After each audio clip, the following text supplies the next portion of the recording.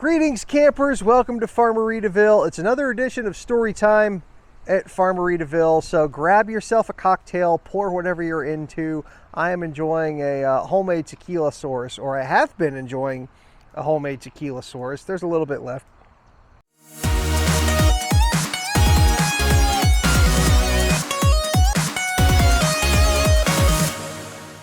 I have been doing pyro gigs. I've been licensed and doing pyro gigs now for 18 years, I think, if my math is right. Don't hold me to that. Anyway, I've done a lot of pyro gigs.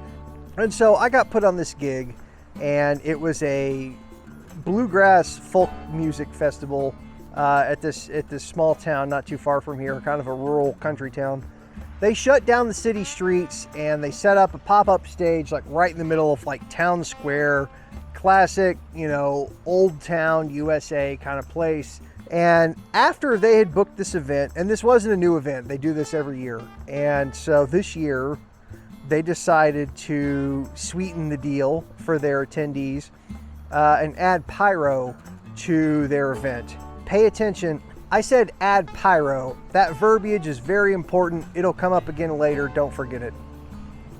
So what they wanted to do, or at least what they paid to do and worked out with my superiors at the pyro company, was to add pyro at the end of the day. And what they ended up doing was pyro to dueling banjos. And it was basically a V setup. We had a whole lot of pyrotechnic product set like this, and it was programmed to dueling banjos, so it was like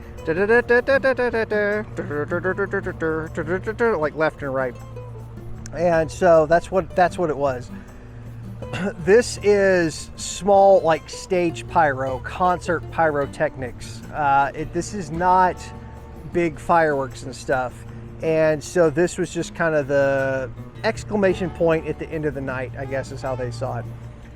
The plan was to mount all of this pyro on a scissor lift, which would raise up behind the stage. So you've got like the trailer stage, which is up off the ground, and then the scissor lift would come up behind it and shoot over it. So the audience, you know, has a good view of like, oh, there's the stage and the show ended, and now there's like pyro right above the stage, and it's picture perfect. And that's exactly what happened. But here's what was crazy about it. First of all, we showed up to set up and we had rented a scissor lift. This was on a weekend. This was on a holiday weekend at that. So whatever company that the scissor lift was rented from was closed. They were not open. They had delivered the lift. That was it. And if you've ever operated any kind of heavy machinery like a scissor lift, you know, a boom lift or a scissor lift typically has a key like your car does. And in the middle will be the off position, and if you turn it one way, it's like the control from the ground position. Like a scissor lift, you could be on the ground and raise the basket up and down. If you turn it the other way, it's giving control in the basket, so you have to be in the scissor lift and you're the one driving it while you're in it. Well, the plan was to put the pyro on the scissor lift and then from the ground raise the pyro up, and we were shooting it. No one was in the scissor lift. It's, you know, 30-40 feet up, however high it was, and it's just doing its thing, and we're all down here. The problem was that key switch that picks one or the other was set to in basket control, and the key was broken off, sheared off in the ignition, so it was just stuck on to like control from the basket.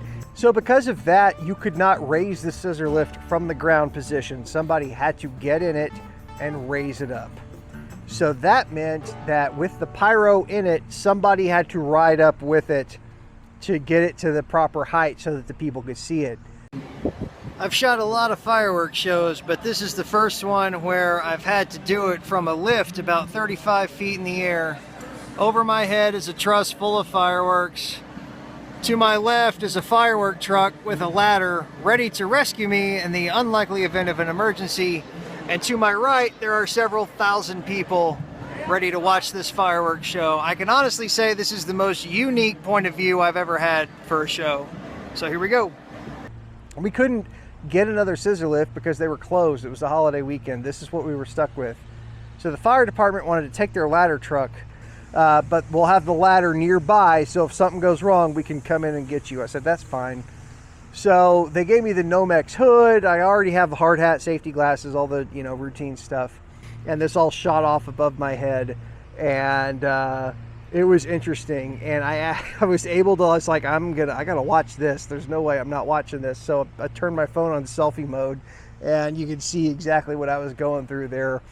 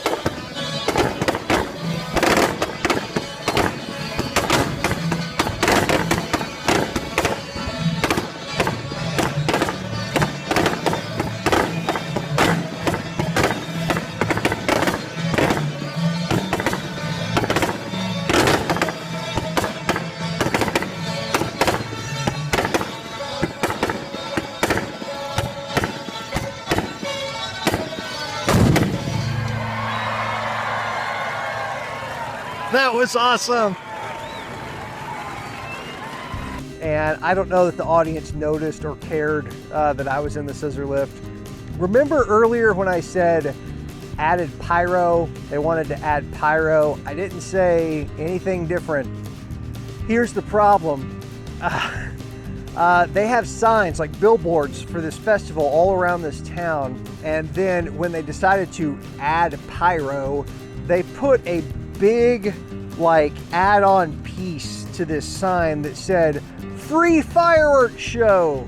And if your brain just did what the brains of everybody else in that community did, it was, oh, fireworks. Like, we're gonna get our lawn chairs and we're gonna sit a block away and we're gonna see fireworks in the sky. That's not what this was. This was small scale, like stage pyro. The people in the vicinity of the stage could see it. Lots, hundreds, maybe thousands of other residents of this community gathered all around the same way they would for 4th of July when it is real big fireworks in the sky. And they had their lawn chairs and they had their kids and they were like, come on, y'all, this is gonna be great. And they couldn't see it because theatrical stuff does not go that high. That's not what it's meant for. So the client was happy and we were happy, we got paid, we did what the client asked for, but we and the client got shit on all over social media because people who don't know the difference were like, oh, that was bullshit, you couldn't see those fireworks, there was no fireworks, we couldn't see fireworks, blah, blah, blah, blah, blah. And that's not our fault, we did what we were contracted to do. The client misled people by saying free fireworks show, and so people gathered around and were like, hey, we're gonna watch this from a mile away, when you know, the event was called, you know, oh, be here at this thing, and not hey, free fireworks from fucking anywhere in town. So everybody got some backlash on that because of the miscommunication, but it was an exciting gig for me because I've never had to ride a scissor lift up and just sit under that much pyro to watch it go off. But that's why I was okay doing it, because it wasn't the big stuff. The big stuff that those people were expecting, I would not have been sitting under, even in a Nomex hood. Like, that kind of stuff scares the shit out of me. But the people up close, like where they were supposed to be watching the show, loved it. And I thought it was cool. I could actually hear the music while I was in the scissor lift, which is rare. Normally, if I'm shooting a big show, I can't hear the music. Anyway, I hope you enjoyed story time at Farmeritaville. This is me day drinking and rambling about crazy stuff that I've done in the past and gotten paid for, by the way.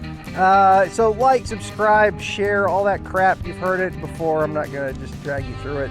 So thanks for watching, and in the meantime, Go do stuff. I can't be the only one who does stuff and then tells you about it. You need to get out and do stuff. You'll thank me one day. Cheers, everybody.